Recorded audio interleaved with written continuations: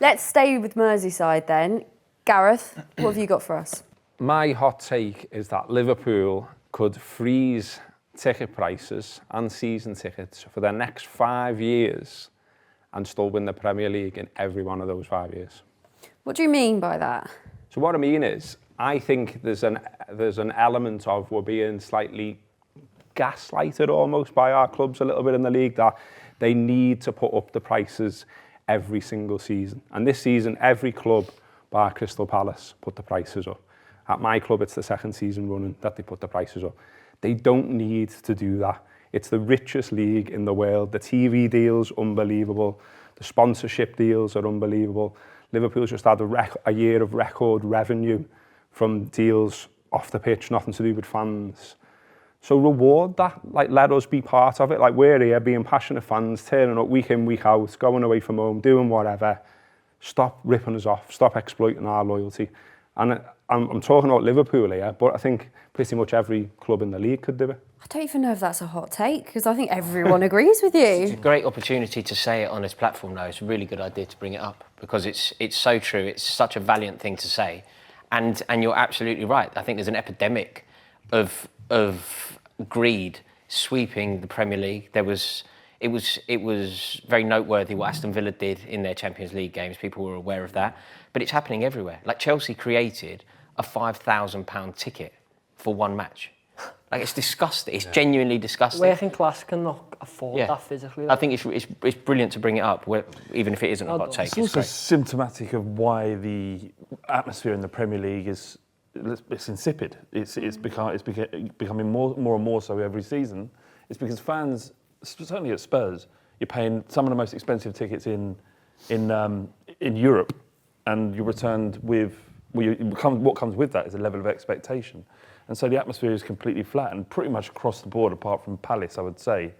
But the Premier League would probably have the most sanitised top division in Europe, wouldn't it, in terms of atmosphere? Yeah. In terms of like tribal, partisan, loyal support, which is one of the reasons why the Premier League was so popular around the world, because of what you would see on the terraces, because of the noise it was. A good idea, a good middle ground for the Premier League clubs to maintain that sort of hospitality section is if those cherished terrace stands up and down the country, like the Gallowgate, like the Holmesdale, like the Cop, Stretford End, if those sections, we prioritised the local supporters and we gave them discounted access to that stand, exclusive access to that stand, with the sole intention to create an atmosphere and ensure that you can grow up and go and actually watch the team that you support. The pricing the young kids out as well, though. Exactly. That's the lifeblood of the club, is people that are going to go for the next 40, 50 years. And I think the average age of crowds now has gone higher and higher. I do think the pricing that is a worry, though. It's not just the prices going up; it's the targeting of concessions. It's the targeting of Nottingham Forest changed their.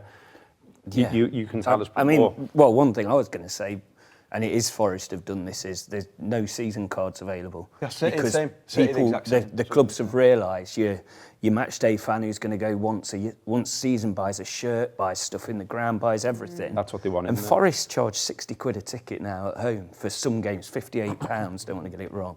And it's disgraceful, and I've got friends that just cannot go anymore, and once you leave the system of buying tickets, you then can't. It's impossible to get them again. And the excuse will be PSR, and then we need a bigger stadium, and we need this, that, the other.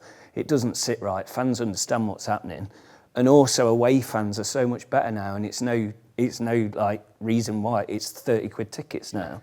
I had to stop going to away days. With Bolton, I had to stop going at one point when I was a teenager because the concession for a lot of clubs, sort of from 18 onwards, was just for students. So if you weren't a student but you were sort of 18 to 21 bracket, you paid an adult price, which I thought was really unfair. And I know Brighton, Man City have done this, we've started to do it. The way they're checking tickets now, if I can't make a game, I have to sell my seat back to the club. So they make they'll make their money again back out. You can't just, what I used to do when I was a kid and how I got into Forest, not just my dad, but our neighbours couldn't go to a game, we'd get their ticket And that's how it worked. And now you cannot do that, or you risk losing your ticket for life. It's And they're hard. cutting out the touts by touting it themselves. It's hard because with success, that's coming because tourism and people want to go, like especially Liverpool, like with the success of the club, how many people want to watch you now? But it would be so easily solved. If the clubs wanted to solve this is so easy. You could. I mean, Neve mentioned something there which would obviously help.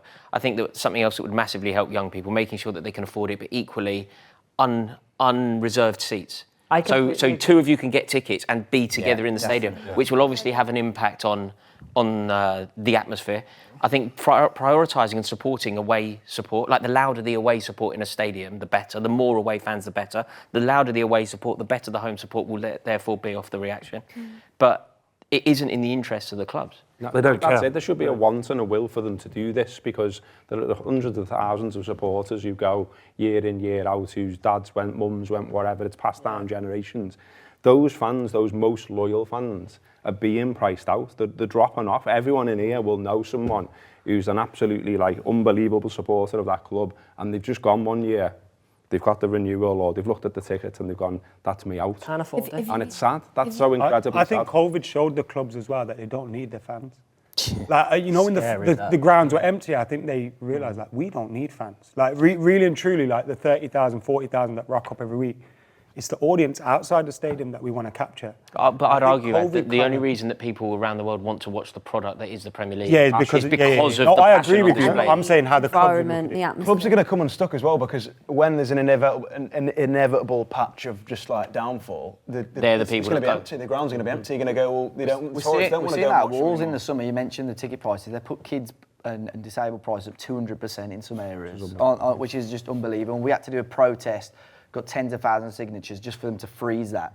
But that, when your uncles, grandparents, when they, fall ill, pass away, can't go to the games, that's your next generation of fans. And you're pricing them out straight And the away. most important part of all of this, which was the hot take that Robbo initially mentioned, is your belief is that Liverpool can win the league for 5 years without any extra money from the fans anyway. So it's all greed. It isn't essential. You know, sometimes you go to the football, if you support, I don't know, I've been to some non-league games. I've been to a Hampton and Richmond game. I've been to a Beaconsfield game.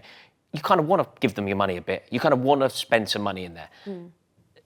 Because they need it. It's the lifeblood of the club. They need the money. They need that little burst of cash. My £700 a year is completely insignificant to what Clear Lake and Todd Bowley want to do with Chelsea Football Club. Yeah. What do you think's a fair price?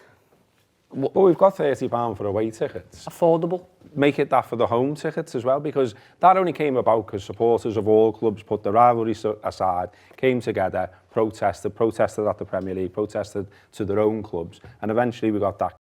That's due for review next year, though, so we'll see what happens with that.